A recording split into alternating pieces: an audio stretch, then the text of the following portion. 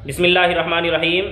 आज आप हजरात के सामने फ़जर की सुन्नतों के 4 मसले बयान किए जाएंगे जो बहुत ही ज़्यादा अहम हैं। पहला मसला तो यह है कि अगर फ़जर की नमाज़ खड़ी हो जाए तो उसके बाद सुन्नतें पढ़ना जायज़ है या नहीं। दूसरा मसला यह है कि अगर फ़जर की नमाज़ खड़ी हो गई तो उसके बाद हमें सुन्नतें मस्जिद के किस हिस्से में पढ़नी चाहिए। तीसरा मसला यह है कि अगर फ़जर की सुन्नतें छूट गई तो हम कब तक उनको पढ़ सकते हैं। और आखिरी मसला यह है कि अगर फ़जर की नमाज़ पढ़ते हुए सूरज निकल जाए तो क्या वो नमाज हो जाएगी या नहीं। तो सबसे पहला मसला कि अगर फ़जर की नमाज़ खड़ी हो गई तो उसके बाद सुन्नतें पढ़ना जायज़ है या नहीं। तो इस बारे में सबसे पहले एक हदीस याद रखनी चाहिए जो बहुत ही ज़्यादा मशहूर मारूफ़ है। हदीस के अंदर है, रसूलुल्लाह सल्लल्लाहु अलैहि वसल्लम ने फरमाया, इज़ा उक़ीमतिस सलाह फ़ला सलाता इल्लल मक्तूबा, कि जब जमात खड़ी हो जाए तो उसके बाद कोई नमाज़ पढ़ना जायज़ नहीं है। मिसाल के तौर पर ज़ोहर की नमाज़ खड़ी हो गई तो ज़ोहर से पहले की सुन्नतें पढ़ना जायज़ नहीं है। इसी तरह असर की नमाज़ खड़ी हो गई तो असर से पहले की सुन्नतें पढ़ना जायज़ नहीं है। इसी तरह इशा की नमाज़ खड़ी हो गई तो इशा से पहले की सुन्नतें पढ़ना जायज़ नहीं है। तो कानून तो फ़जर की सुन्नतों में भी यही होना चाहिए कि जैसे ही फ़जर की नमाज़ खड़ी हो जाए तो फ़जर से पहले की सुन्नतें जायज़ नहीं होनी चाहिए। लेकिन उलमाए अहनाफ ने, यानी जो इमाम अबू हनीफ़ा रहमतुल्लाह अलैह के मज़हब के मुताबिक शरीयत पर अमल करते हैं, इन उलमाए अहनाफ ने इसको जायज़ करार दिया है कि फ़जर की नमाज़ खड़ी होने के बाद भी फ़जर की सुन्नतें पढ़ना जायज़ है। और इन्होंने वैसे ही जायज़ नहीं करार दिया बल्कि बहुत सारी हदीसें हैं, इसी तरह सहाबाए किराम का अमल है, इन दलाइल की वजह से इन्होंने इसको जायज़ करार दिया। चुनांचे एक हदीस के अंदर तो है कि नबी करीम सल्लल्लाहु अलैहि वसल्लम ने फरमाया कि फ़जर की 2 सुन्नतें दुनिया व मा फ़ीहा से बेहतर है, यानी दुनिया और दुनिया के अंदर जो कुछ है उन सब से ज़्यादा सवाब अल्लाह ताला फ़जर की 2 सुन्नतों का देगा। इसी तरह एक हदीस के अंदर है कि नबी करीम सल्लल्लाहु अलैहि वसल्लम सबसे ज़्यादा एहतिमाम फ़जर की 2 सुन्नतों का फरमाते थे। इसी तरह एक हदीस के अंदर है कि नबी करीम सल्लल्लाहु अलैहि वसल्लम ने फरमाया कि तुम फ़जर की 2 सुन्नतों को न छोड़ना, अगरचे घोड़े तुमको दौड़ा रहे हों, यानी तुम घोड़े की पीठ पर सवार हो, घोड़े लेकर तुमको दौड़ रहे हों, उस हालत में भी फ़जर की सुन्नतें न छोड़ना। तो फ़जर की सुन्नतें जो हैं हमें सफ़र में भी नहीं छोड़नी चाहिए। इसी तरह मसला भी है कि जिस तरह फ़र्ज़ नमाज बग़ैर उज़्र के बैठकर पढ़ना जायज़ नहीं है, इसी तरह फ़जर की 2 सुन्नतें बिला उज़्र के बैठकर पढ़ना जायज़ नहीं है। इसके अलावा जो और सुन्नतें हैं या और नफलें हैं उनको आदमी बैठकर पढ़ेगा तो हो जाएंगी, अगरचे आधा सवाब मिलेगा लेकिन हो जाएंगी। लेकिन फ़जर की 2 सुन्नतें इतनी ज़्यादा अहम हैं कि बग़ैर उज़्र के बैठकर पढ़ना जायज़ नहीं है।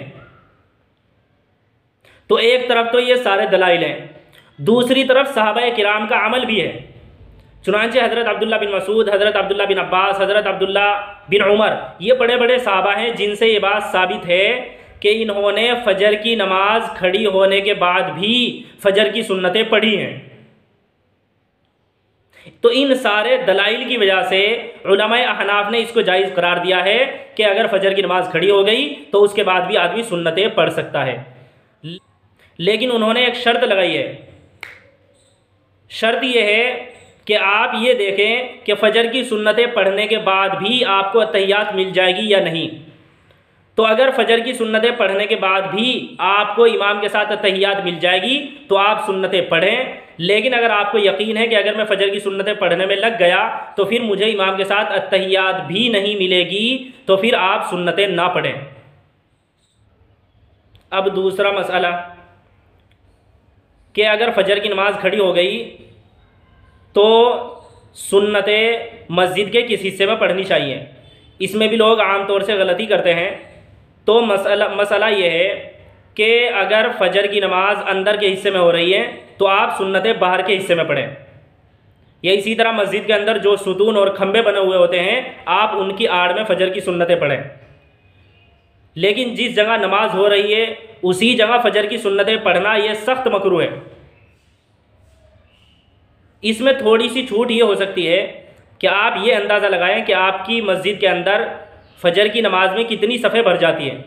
तो आपने अंदाज़ा लगाया कि हमारी मस्जिद के अंदर फजर की नमाज में 5 सफ़े भर जाती हैं, तो आप उन 5 सफ़ों के अंदर फजर की सुन्नतें ना पढ़ें, बल्कि उन 5 सफ़ों से हटकर छठी सफ़ में, 7वीं सफ़ में, 8वीं सफ़ में, जितना भी उन सफ़ों से हटकर आप सुन्नतें पढ़ेंगे उतना कम मकरूह होगा।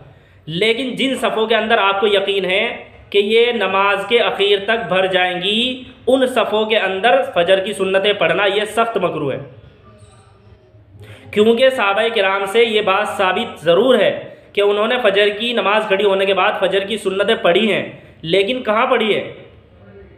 या तो मस्जिद के बगल में, मस्जिद के बराबर में जो घर था वहाँ उन्होंने वो सुन्नतें पढ़ी और जल्दी से सुन्नत पढ़कर मस्जिद में आ गए, या फिर उन्होंने मस्जिद के बाहर के हिस्से में पढ़ी हैं, या फिर जो मस्जिद के अंदर सुतून बने हुए होते हैं उनकी आड़ में पढ़ी है।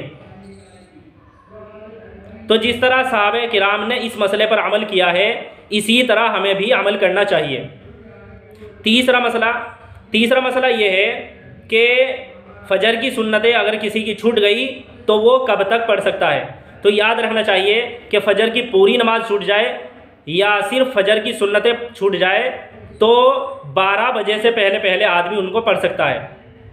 इशराक के टाइम से लेकर 12 बजे से पहले पहले तक आदमी उनको कभी भी पढ़ सकता है।